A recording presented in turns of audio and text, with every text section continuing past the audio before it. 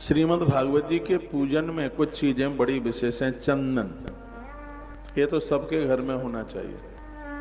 तुलसी का गरुआ सबके घर में हो। एक बात मैं आपको बोलूं, आप इस कलयुग में उत्कर्ष चाहते हो, तुम्हारे शहर में गांव में जितने मंदिर हैं, अपने पैसे से खर्च करके तुलसी, बेलपत्र और फूल पूजा में, और रुई हो सके तो घी जोत के लिए, मेरे निवेदन पर आप एक ही महीना करके आप देख लीजिएगा, आप कहोगे ये हो गया है, इतना उत्कर्ष हो जाएगा। बस पुजारी से मिल लीजिए, पुजारी जी को कहिए कि हमारे यहाँ के फूल मंदिर में पूजा में आप प्रयोग में ले लें। फूल है, तुलसी है, बेल पत्रियाँ हैं, और आरती के लिए कॉटन रुई, और हो सके तो शुद्ध देसी घी। घी बत्ती भी ना हो पावे तो आप फूल पत्तियाँ आप भेज दीजिएगा मंदिर में पूजा के लिए, चमत्कार हो जाएगा। मैंने पूरा पद्म पुराण पढ़ा नहीं है, चाट लिया है, समझ लो आप। और उसमें इन सब चीज़ों का इतना बड़ा महत्व है। हमने लोगों को बताया, उनके बिजनेस फेल हो गए थे, वो चालू हो गए, क्योंकि पुष्प में साक्षात लक्ष्मी माँ का वास होता है। तुलसी में स्वयं नारायण बैठे हुए होते हैं, और बेल पत्र में तो साक्षात माँ भगवती लक्ष्मी विराजित है, वो तो कभी छोड़ के नहीं जा सकती। और आनंद की बात यह है कि इन सब चीज़ों को करने से देर नहीं लगती है। बस इतना ध्यान रखिए, फूल पत्तियां नहा धो करके आप उतारिए, शुद्धता के साथ में, मुंह भी जूठा ना हो।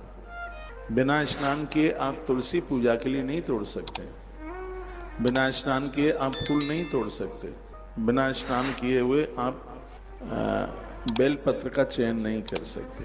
कुछ चीज़ें ऐसी हैं, द्वादशी के दिन तुलसी नहीं तोड़ी जाती। पूजा 365 दिन होती है तुलसी माँ की, रविवार को भी होती है। हाँ, तुलसी तोड़ी नहीं जाती है। एक रविवार है, एक द्वादशी। कहते हैं कि द्वादशी को यदि तुलसी तोड़ ली तो भगवान नारायण का गर्दन काटने का अपराध लगता है द्वादशी के दिन। मैंने काफ़ी वीडियो भी डाली है। बेलपत्र कब नहीं तोड़ा जाता? जब संक्रांत पड़ती है, सोमवार को पड़ जाए संक्रांत तो भी बेलपत्र नहीं तोड़ा जाएगा, और सब दिनों में बेलपत्र तोड़ा जाता है। और आपने अमावस्या, पूर्णिमा जैसी पवित्र तिथियों में, और आपने ये सब चीज़ें भगवान के काम में समर्पित कर दी हैं। ये मृत्यु लोक में आपने बहुत कुछ प्राप्त कर लिया। आपने बड़े अच्छे अच्छे घर बनाए हैं, ऊंची अट्टालिकाओं से भी सुंदर एक छोटा सा बगीचा बनाइए, तुलसी वन बना दीजिएगा, तुलसी की झाड़ियाँ लग जाएं उसमें, गमलों में खूब पेड़ लगाइए, फूल वाले गमले लगाइए। और कहते हैं कि पूजा की महिमा बढ़ जाती है जब उसमें फूल पत्तियाँ भगवान को समर्पित की जाती हैं। समी का पेड़ गमले में जरूर लगाइए, अकाल मौत नहीं होती। समी वृक्ष का दर्शन करने मात्र से किसी का जादू टोना टोटका नहीं लगता। समी की इतनी बड़ी महिमा है समी पत्र की। कहते हैं कि समी आप गजानंद के ऊपर चढ़ाते हैं, किसी माई के लाल में ताकत नहीं है कि आपके व्यापार को कोई बांध करके बता दे। समी की लकड़ी का हवन होता है जब गृह प्रवेश होता है या दुकान का प्रवेश होता है, दुकान का, हाँ, उसका पूजन वगैरह होता है, उसकी ओपनिंग होती है, तो समी की लकड़ियों के ऊपर यज्ञ होता है। ऐसा करने से किसी का जादू टोना टोटका बिल्कुल चलता नहीं है। ये चीज़ें बड़ी सहज हैं, बस हमें समझना है, स्वीकार करने की जरूरत है। ये सब ग्रंथ भरे पड़े हैं इसमें। मैं इतनी अच्छी बात पढ़ रहा था कि जिसके घर में रोज कपूर जलाया जाता है, उसके घर में गूंगे, बहरे, अपांग, विकलांग बच्चे पैदा नहीं होते। ये कौन बताएगा? ये सब चीजें साधारण सी बात है, सहज सी बात है, वाणी सिद्ध हो जाती है। मैं अपनी बड़ाई नहीं कर रहा हूँ। जब से मैंने कपूर जलाना सीखा है, ये मुझे पता है कि जो चीज़ पढ़ ली है उसको हम भूले नहीं है कभी। ये कपूर का महत्व है, यह कपूर का प्रभाव है। एक बार के लिए दिया नहीं है, घी नहीं है, जोत नहीं है, और आपने कपूर से आरती कर ली है तो भगवान उसे स्वीकार कर लेते हैं।